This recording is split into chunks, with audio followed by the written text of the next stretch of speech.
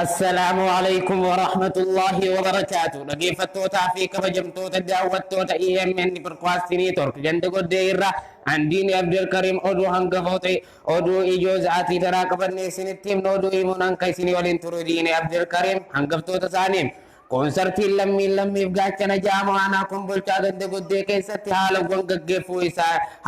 gaggeeffamuu isaanii himaniim. والمرمير إني كان شيطان في درجة قوتم وهدراتنا يدت كير لبون شيطان وتمي قابت تلمتي توهتمو إساني دقاميم قران دل قدني سقل برق ملما في قدني أفر من مري شباب الجنة برتو تهارا بفواتين دي سجر ويا الرائي بسو إساني في من مري شباب الجنة بيكسسانيو كنين انقفتو تا أمودو باللنام humni shaytaanaa kan waggaa dheeraaf saduu malee cinqii takka harka hin beekne tokkummaan dargaggootaa kun isaan yaachisuudhaan osoo bohanii ijji isaanii baatiri lahu jechuu itti gaafatamaan boo'ichaa obbo gabaasee jiraam. Oduma kanaan wal fakkaatuun godina subhii magaalaa Hirriibaa keessatti qorichi farra haramaa kan quraana ja'amu kanatti qoricha farra haramaa kan quraana ja'amu kanatti fayyadamuun farra salaataa kan shayxaana ja'amu bakkumatti barbadeessuun firii yookiin callaa tokkummaa ja'amu argamsiisuun kan bara dabree caalaa fooyyeessuu isaanii itti gaafatamaan isaanii obbo Abdulaziz gabaasaniim. Dhimma dhabamuu shayxaanaa kana ilaalchisuudhaan itti gaafatamtuun shayxaanaa adde waswaas garaa buqqee dhabamuu shayxaanaa kanaaf rifaatuu keessa shilti beete guyyatti yeroo 20 ol deddeebi'uudhaan miskiintitti odaan malee homaa hin qabne adde raammoo miliyoonaa ol fatarsiisuu itti gaafatamtuun udaanii adde raammoo udaan bubbursitu akka nuuf gabaartee jirtiin. Godina addaaf taraa aanaa chaarjii silkii keessatti silkiin maqaan isii gaalaksii jaamtu takka diinni dogongoraa yookaan dhufute anis qawweellee dhabu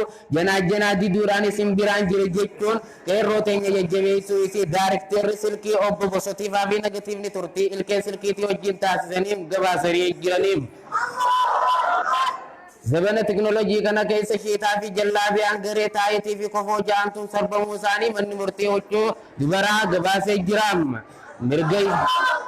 mirga isaanii kana ilaalchisuudhaan shiitaa fi jallaabiyyaan walgahii ariifachiisaa gaggeessuudhaan dhalaatee namni huccuu dhiiraa uffate hundinuu sa'aatii takka keessatti daangaa biyyattii gadhiisanii akka bahan murteessuun ministeerri waliigala huccuu gabaasee jiraam.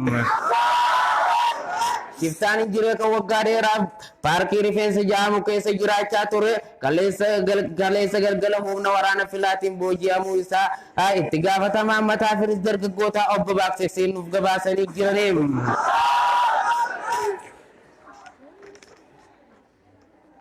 Jiraattonni ganda kanaa jammaalee kun hojiilee gurguddoo hojjechaa jiran jechuun dubbatan. Hojiileen jammaan kun hojjetan dubartoonni keenya kanneen duraan mataa akka jinnii hin lakkisanii hidhee akka waraabessa raqa nyaatee diimeessan kana hunda dhiisuudhaan amma ijaabaan deemuu fi dargaggoonni akka maraataatti mataa jala soqanii kofoo tarsaasan dhiisanii rifeensa noormaalee cirachaa jiraachuu fi kanneen duraan afaan baalagee dubbatanii dhiisanii wal jaalachuu fi juntaa shayxaanaa kan duraan dargaggoota dogongorsaa ture magaalattii keessaa barbadeessuu fi gandattii duraan dartii of shayxaan turte amma garasiitii of kilirtee jijjiiramte jechuun dubbatan.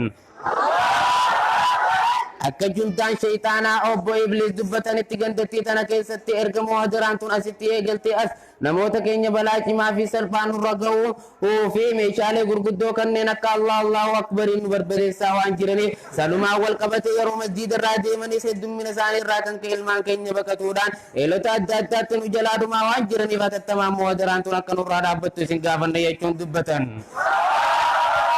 Akka dubbii Imaam Muhadaraa tanaa obbo Ahmadiin dubbatanitti alhamdulillahi erga jammaan kun asitti jalqabe ijji teenyaas gooma gaarii nu argaa jirti gurri keenyaas gooma gaarii nu dhagayaa jira.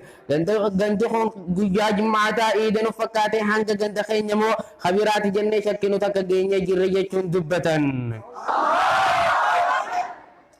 Obbo abbootii fi haawwan ganda kanaa gammachuu hoo ajaa'ibaan nutti dhaga'ame jechuun dubartootaa fi dargaggoonni keenya kanneen duraan mataa nutti ol qaqqabatanii sama mataa qaqqabatan jechuun dubbatan. Itti aansuudhaan Ustaaz Riyaad Abdullaa dargaggoonni magaalaa Malkaa Raafuu bakka bu'uu akka keessanii kana jechuudhaan qeerroo fi qarree teenya jajjabeessuu isaanii turtii asirratti taasiseen nuuf gabaasaniim. haala